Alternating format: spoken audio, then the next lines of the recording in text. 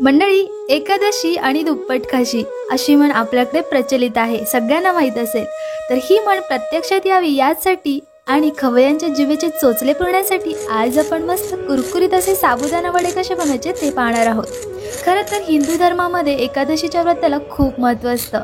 या दिवशी आपल्या महाराष्ट्रामध्ये पांडुरंगाची म्हणजेच विठ्ठलाची पूजा केली जाते आणि याच दिवशी लहानांपासून तर मोठ्यांपर्यंत सगळेच जण उपवास करतात.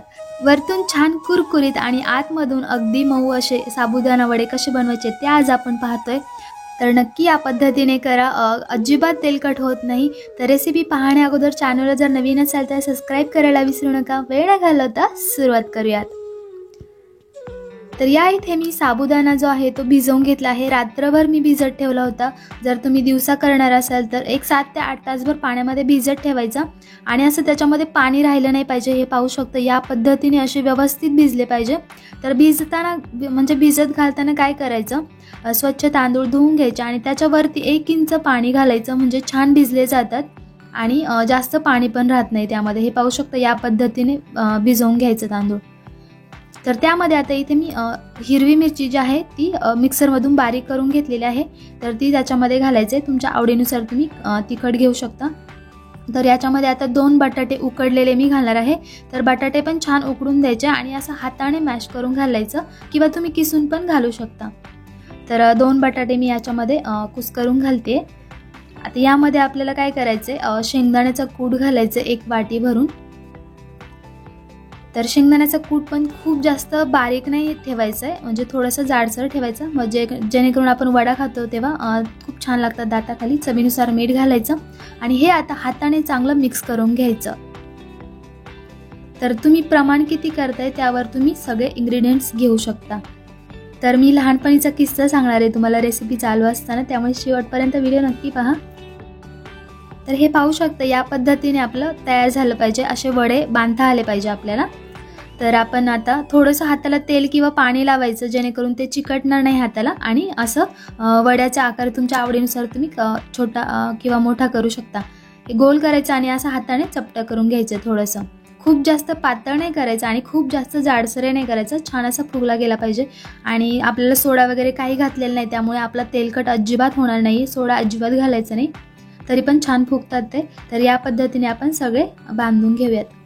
खरं तर लहान असताना काय व्हायचं माहिती आहे का, अशी आषाढी एकादशी असली ना त्या दिवशी आई साबुदाणा खिचडी आणि उपवासाची आमटी, बटाटा, रताळा असं भरपूर खायला असायचं. म्हणजे त्या दिवशी मग काही त्या दिवशी आमची मज्जाच असायची. दिवसभर तेच खायचं आणि मग लहानपणापासूनच उपवास करायची सवय लागली आणि ती म्हण आम्हाला नक्की लागू पडायची.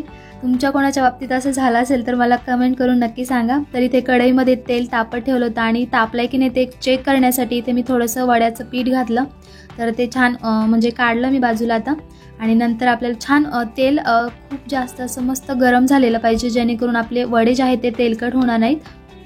आणि गॅसची जी फ्लेम आहे ती हाय ठेवायची, म्हणजे फास्ट गॅसवरती तळून घ्यायचे.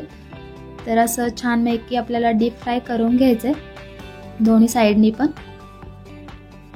तर छान असे क्रिस्पी होतात. फक्त काय करायचं, काळजी काय घ्यायची वडे करताना, आपलं तांदूळ जे आहे ते व्यवस्थित भिजलं गेलं पाहिजे. जास्त पाणी झालं नाही पाहिजे त्यामध्ये, त्याने पण तेलकट होऊ शकतात वडे.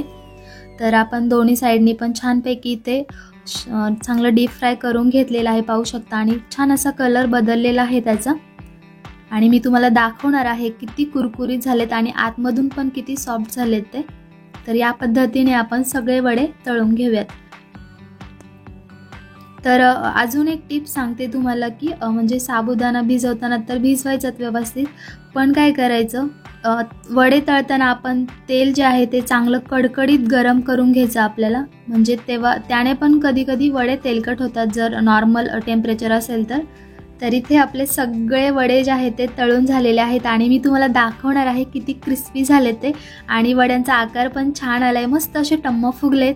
आणि याबरोबर खाण्यासाठी मी शेंगदाण्याची चटणी बनवली आहे. तर ती कशी बनवायची, शेंगदाण्याची आमटी, उपवासाचा बटाटा, या भरपूर साऱ्या रेसिपीज मी उपवासाच्या तुमच्याशी शेअर केलेल्या आहेत. त्या खाली डिस्क्रिप्शनमध्ये देते मी त्यांची लिंक, नक्की जाऊन पहा, खूप टेस्टी लागतात. तर मी तुम्हाला दाखवते आता किती क्रिस्पी झाले ते वरतून, पाहू शकता.